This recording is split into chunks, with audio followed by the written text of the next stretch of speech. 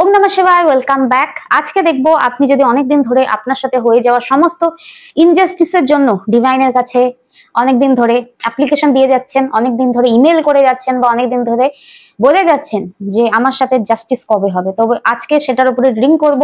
আজকে দেখবো যে আপনার সাথে জাস্টিস কিভাবে এবং কবে হবে, ঠিক আছে? আর মনে রাখবেন এটা জেনারেল কালেকটিভ রিডিং, ঠিক আছে? Situation based reading, energy based reading.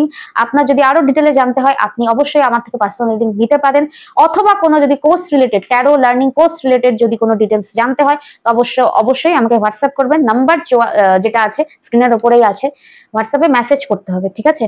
আর এটা সব জেন্ডার, সব জোডিয়াক সাইনের জন্য টাইমলেস রিডিং। তো দেখে নিই আপনার সাথে জাস্টিস কিভাবে এবং কবে হবে। হর হর মহাদেব। প্লিজ গাইড করুন আমার ভিউয়ার্স যারা অনেকদিন ধরে আপনার কাছে জাস্টিসের জন্য প্রেয়ার করে যাচ্ছেন, তাদের জাস্টিস কিভাবে করবেন আর কবে করবেন। প্লিজ গাইড করুন আমার ভিউয়ার্সদের জাস্টিস আপনি কিভাবে দেবেন, তাদের সাথে জাস্টিস কিভাবে করবেন আর কবে করবেন, কতদিন তারা আর ওয়েট করবে আপনি এবার জানান। ওম নমঃ শিবায়, ওম নমঃ শিবায়, ওম নমঃ শিবায়, ওম নমঃ শিবায়, ওম নমঃ শিবায়। হর হর Mahadev. Death, 8 of coins, King of cups, 10 of wands, 4 of cups, the hanged man, the devil, 6 of coins, 5 of cups, the high priestess, and the overall energy at bottom of the deck, the hierophant. Okay, please clarify korun hierophant energy ke. 5 of coins, the tower. Okay, আপনার সাথে যে ইনজাস্টিসটা দেখতে পাচ্ছি সেটা most probably আপনার লাভ লাইফে হয়েছে, ঠিক আছে? লাভ লাইফে হয়েছে সেটা দেখতে পাচ্ছি। আপনার লাভ লাইফে যে মানুষটা আপনার লাভ, ভালোবাসার কেয়ার করেনি, একটা টাইমে কেয়ার করেনি, ইয়া এই মানুষটা আপনাকে ব্যালেন্স দেয়নি, এই মানুষটা আপনার লাইফে বার্ডেন ক্রিয়েট করেছে, ঠিক আছে? সেটা যেভাবেই হোক, লাভ লাইফে, ম্যারিড লাইফে আপনি লাভ দিয়েছিলেন, সেই লাভের রেসিপ্রোকেশন পাননি, ইকুয়াল গিভ এন্ড টেক পাননি, ইগনোরেন্স পেয়েছেন, 10 of wands, বার্ডেনসাম হয়েছেন, রিলেশনশিপে স্টাক হয়েছেন, রিলেশনশিপে কোনো গ্রোথ ছিল না। এই মানুষটা আমি যেটা দেখতে পাচ্ছি যিনি আপনার সাথে এরকম করেছেন, তার আগামী লাইফে, আগামী জীবনে শুধু সারা জীবন নিজে রিগ্রেট করবে, ঠিক আছে? এটা প্রথম জাস্টিস হবে আপনার সাথে, যে আপনার সাথে খারাপ ব্যবহার করার, আপনাকে ইগনোর করার, আপনার সাথে ইনজাস্টিস করার, আপনার সাথে লাভের পরিবর্তে, ভালোবাসার পরিবর্তে ভালোবাসা না দেওয়ার, ফেক ভালোবাসার নাটক করার হোল লাইফ ইনি রিগ্রেট করবেন। কেন রিগ্রেট করবেন?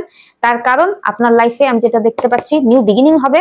আর এই যে মানুষটা লাভ লাইফে আপনার সাথে যে ইনজাস্টিস করেছে, লাভ অথবা ম্যারিড লাইফে, সেই মানুষটা সারা জীবন স্টাক হয়ে থাকবেন। আপনি লাইফে গ্রো করবেন, আপনি লাইফে নতুন নতুন লাইফে স্কিল ডেভেলপমেন্ট করবেন, লাইফে এগিয়ে যাবেন, আপনি নতুন নতুন জিনিস শিখবেন, আপনার হার্ড ওয়ার্কের রিওয়ার্ড পাবেন, আর এই মানুষটা নেগেটিভিটিতে স্টাক হয়ে থাকবে, ঠিক আছে? আর যেটা দেখছি আপনার ইকুয়াল লাভ বোঝার, কিং অফ কাপস বোঝার মতো মানুষ আপনার লাইফে আপনি পাবেন। 6 of Pentacles means আপনার সাথে আপনার ভালোবাসার, রেসপেক্ট করার, ইকুয়াল গিভ এন্ড টেক দেওয়ার। দেখুন, equal give and take does not mean কি আপনি তাকে একটা 1 লাখের শাড়ি দিলেন, সেই পরিবর্তে আপনাকে একটা 1 লাখের আংটি দিল, ঠিক আছে? Equal give and take means emotional understanding, ঠিক আছে? টাকা সবার কাছে সবসময় অ্যাভেলেবল নাই থাকতে পারে। ইমোশনাল আন্ডারস্ট্যান্ডিং, চিটিং না করা, অনেস্ট থাকা, লাই না করা, মিথ্যা কথা না বলা, এই সমস্ত কিছু ইকুয়াল গিভ এন্ড টেকের মধ্যে পড়ে, ঠিক আছে? তো মানুষ হয়তো বোঝে না, মানুষ হয়তো ইকুয়াল গিভ এন্ড টেক বলতে হয় পয়সা অথবা গিফটের লেনদেনটুকু বোঝে, ঠিক আছে? পয়সা অবশ্যই ইম্পর্টেন্ট, লাইফে ভালো থাকতে গেলে, একটা রিলেশনশিপে থাকতে গেলে পয়সা অবশ্যই ইম্পর্টেন্ট, কিন্তু পয়সা ইজ নট এভরিথিং, ঠিক আছে? পয়সা দরকার, কিন্তু পয়সার পরেও আগেও যেগুলো দরকার সেটা ট্রাস্ট, অনেস্টি, লয়্যালটি, এগুলোর ব্যালেন্স দরকার। এগুলো না থাকলে পয়সা তো মানুষ অনেক কিছু দিয়ে অনেক কিছু কিনতেই পারে, ঠিক আছে? তো সেই আপনার ভালোবাসার ইকুয়াল গিভ এন্ড টেক, মর্যাদা বোঝার মানুষ আপনার লাইফে আসছে, দ্যাট মিনস আপনার লাইফে নতুন কেউ আসছে, ঠিক আছে? আর এই মানুষটার লাইফটা কি হবে? এই মানুষটা হোল লাইফ রিগ্রেট করবে যে আপনার মতো মানুষকে উনি হারিয়ে ফেলেছেন। আর আপনি, আমি যেটা দেখতে পাচ্ছি, আপনি স্পিরিচুয়ালি অ্যালাইন করবেন, স্পিরিচুয়ালি গ্রো করবেন, আপনার মধ্যে অনেক উইজডম আসবে।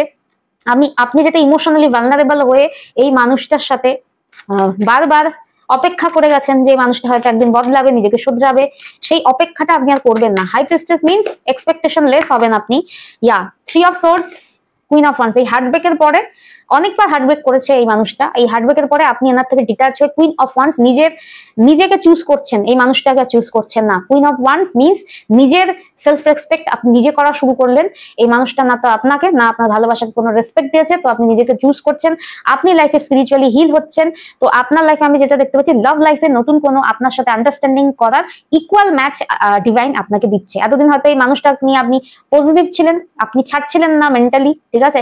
তো যেই না আপনি হাই প্রিস্টেস মোডে এসে কুইন অফ ওয়ান্স এর কম্বিনেশনে এসে নিজেকে চুজ করছেন, এই মানুষটাকে ভ্যালু করছেন না, কারণ ইনি অনেকবার আপনাকে হার্টব্রেক দিয়েছেন।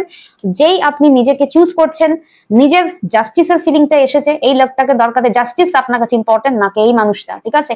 এই ফিলিংটা যেদিনই আসবে সেদিন মনে রাখবেন ডিভাইন আপনার জন্য মিরাকেল ঘটাবেন, আপনার লাইফে নতুন বিগিনিং ঘটাবেন। আর এর লাইফে হোল লাইফ রিগ্রেট করবে আপনার মতো মানুষ কে উনি মর্যাদা করেননি, অথবা এর সাথে হয়তো আপনি অলরেডি ম্যারেজ করে ফেলেছিলেন, ইনি ম্যারেজ করার পরেও অথবা ম্যারেজের কমিটমেন্ট চাচ্ছিলেন, কিন্তু কমিটমেন্ট দিয়েও অথবা বিয়ে করেও এই মানুষটা আপনাকে একলা করেছিল।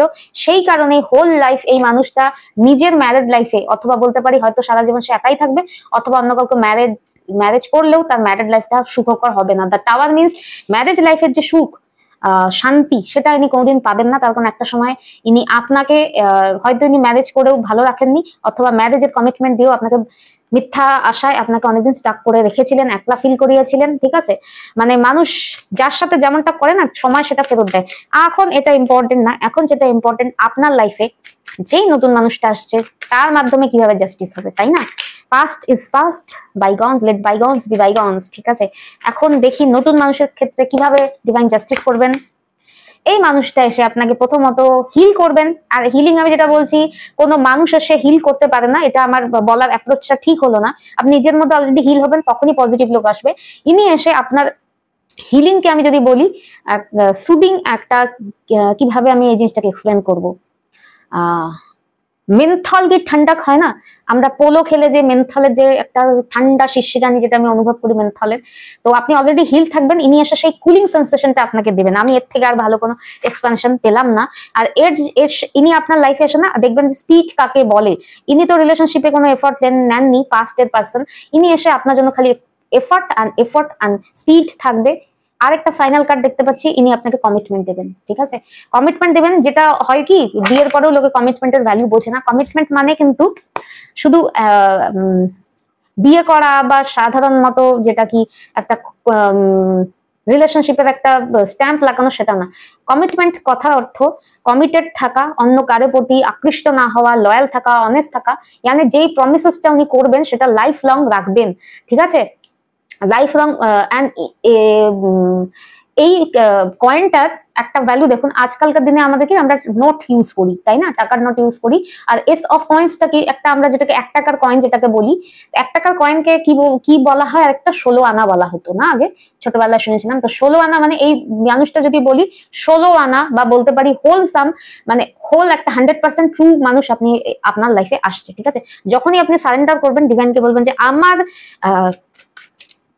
এনার্জির সাথে ম্যাচ করার, আমার মতো ট্রুথফুল, লয়াল, অনেস্ট ইনসানকেই মানুষকে আপনি আমার লাইফে পাঠান, ঠিক আছে? তখনই ডিভাইন আপনার লাইফে মিরাকল করে। আর অনেক সময় কি হয়, আপনারা একই টাইপের পার্টনার নিয়ে বারবার এই বদলে আসুক, এই ক্ষমা চাক, আমার পা ধরে ক্ষমা চাক, হ্যান ত্যান করতে থাকেন, ততদিন আপনার কার্মিক সাইকেল ক্লোজ হয় না, ঠিক আছে? রিলিজ করুন। ডিভাইন যখন আপনি আপনার হার্ডওয়ার্ক দেখেছেন, আপনার স্যাক্রিফাইসেস দেখেছেন, আপনার জন্য সত্যিকারের মানুষও পাঠাবেন, ঠিক আছে? ওয়াও, আপনার লাইফে নিউ বিগিনিং হচ্ছে, ঠিক আছে?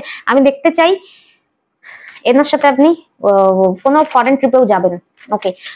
ওকে, আমি যেটা দেখতে চাচ্ছি সেটা হচ্ছে কবে জাস্টিস আসা শুরু হবে, কবে হবে justice? 9 of cups, 3 of coins. Okay, আমি যেটা দেখতে পাচ্ছি 9 মাস থেকে 3 বছরের মধ্যে আপনার লাইফে এই চেঞ্জগুলো আসবে, 9 মাস থেকে 3 বছরের মধ্যে। আর যবে আপনি রিলিজ করবেন পাস্টের পার্সনকে, তবেই জাস্টিস হওয়া শুরু করবে, ঠিক আছে? আর এখানে আরেকটা বিষয় আমি মেনশন করতে চাই, 9 মান্থ মানে সেপ্টেম্বর মাস, তো পসিবিলিটিস, ঠিক আছে? এই মানুষকে যদি আপনারা অলরেডি রিলিজ করে ফেলেন, পাস্টের মানুষকে, তো সেপ্টেম্বরের উপরে অবশ্যই নজর রাখবেন, ঠিক আছে? যারা নিউ লাভের ওয়েট করছেন, বা নতুন হয়তো কোনো মানুষ এসেছে, তাকে নিয়ে আপনি হয়তো কনফার্মেশন বুঝতে পারছেন না, তো এই 9th মান্থ অথবা সেপ্টেম্বর মাসেও আপনি কোনো ইন্ডিকেশন পেতে পারেন।